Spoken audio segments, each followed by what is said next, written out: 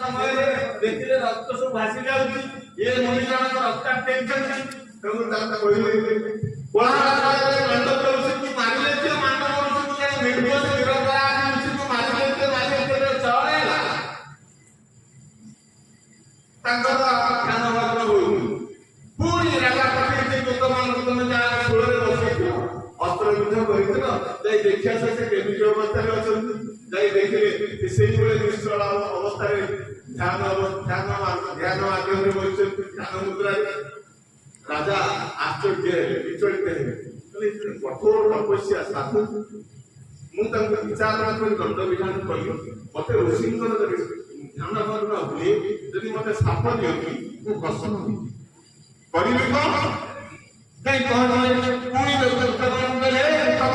ତମେ ଶୀଘ୍ର ଯା ମଣିଙ୍କୁ ଷୋଳ ବିରୋଧ କରୁଛ ଷୋଳରୁ ତାକୁ ରକ୍ଷା କର।